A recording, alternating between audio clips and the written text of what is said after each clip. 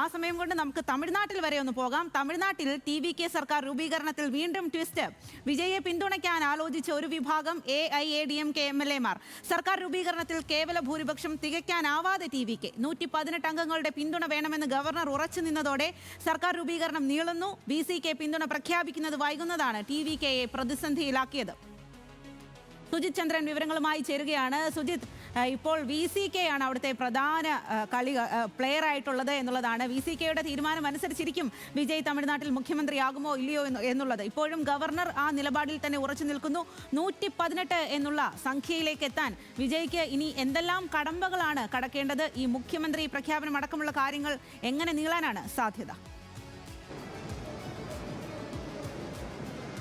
സ്വാതി, ഇന്ന് കാലത്തുണ്ടായിരുന്നതിനേക്കാൾ വിജയെ സംബന്ധിച്ച് കാര്യങ്ങൾ കൂടുതൽ കുഴപ്പത്തിലാകുന്ന ഒരു സാഹചര്യമാണ് ഇപ്പോഴുള്ളത്.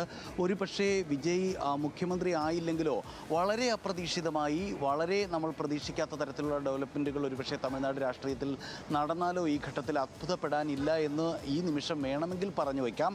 ഇപ്പോൾ ഏതായാലും ഇപ്പോൾ ഉണ്ടാകുന്ന ഏറ്റവും പുതിയ ഒരു ഡെവലപ്മെൻറ്റ് AIADMK-യിലെ SP വേലുമണി, വിജയ് ഭാസ്കർ, CV ഷൺമുഖം എന്നീ MLA-മാർ ഒരുപക്ഷെ വിജയുമായി കൂടിക്കാഴ്ച നടത്തും എന്നുള്ളതാണ് ഒരു സാധ്യത. അങ്ങനെയാണെങ്കിൽ അവരുടെ ഒപ്പം 37 MLA-മാർ ഉണ്ട് എന്ന് പറയുന്നു. അങ്ങനെയാണെങ്കിൽ ആ 37 MLA-മാർ കൂടി ചേരുകയാണെങ്കിൽ വിജയ്ക്ക് കംഫർട്ടബിൾ ആയിട്ടുള്ള ഭൂരിപക്ഷം കിട്ടും. കേവല ഭൂരിപക്ഷത്തിൽ നിന്ന് വളരെ മുകളിലെത്തും. EPS-ൻ്റെ അറിവോടെ അല്ല ഈ നീക്കമെന്ന് പറയുന്നു. പക്ഷേ അപ്പോഴും നേരത്തെ AMMK ഉപയോഗിച്ച് നടത്തിയ ഒരു നീക്കമുണ്ട്. അതായത് ഒരു MLA പിന്തുണക്കത്ത്, കാമരാജ് എന്ന MLA-യുടെ പിന്തുണക്കത്ത് ഫോർജറി ചെയ്തുണ്ടാക്കി എന്ന പേരിൽ TTV ദിനകരൻ ഒരു കേസുമായി നീങ്ങുന്നുണ്ട്. അത് പരാതി കൊടുത്തിട്ടുണ്ട് ഗവർണർക്ക്. ആ പരാതി ഗവർണർ എടുക്കുകയും ഇതൊരു കുതിരക്കച്ചവടമാണ് എന്ന നിലയിലേക്ക് അദ്ദേഹം എത്തുകയും ചെയ്താൽ TVK-ക്ക് സർക്കാർ രൂപീകരണ സാധ്യതകൾ മങ്ങും. ഒരുപക്ഷെ അതിനുള്ള ശ്രമം അദ്ദേഹം തടയും. അതേസമയം തന്നെ തിരുമാവളവൻ വേറൊരു കിങ് മേക്കറായി വരുന്നു എന്ന ഒരു സാഹചര്യം കൂടിയുണ്ട്. ഒരുപക്ഷേ തിരുമാവളവൻ മുഖ്യമന്ത്രിയായാലോ ഉപമുഖ്യമന്ത്രിയായാലോ അത്ഭുതപ്പെടാനില്ല എന്ന തരത്തിൽ ചില കേന്ദ്രങ്ങൾ ഒക്കെ ചില കാര്യങ്ങൾ പറയുന്നുണ്ട്.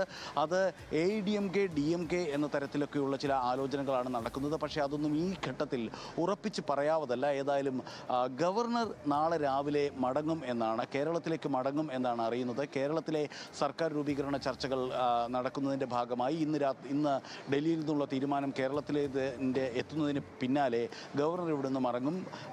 വിജയ്ക്ക് ഇപ്പോൾ നിലവിൽ ഭൂരിപക്ഷം ഇല്ല എന്നാണ് ഗവർണറുടെ വിലയിരുത്തൽ. ഇനി ആ ഒരു സാഹചര്യം മാറണമെങ്കിൽ നമ്മൾ ഈ പറഞ്ഞു വന്ന 2-3 സാഹചര്യങ്ങൾ ഒത്തുവരണം.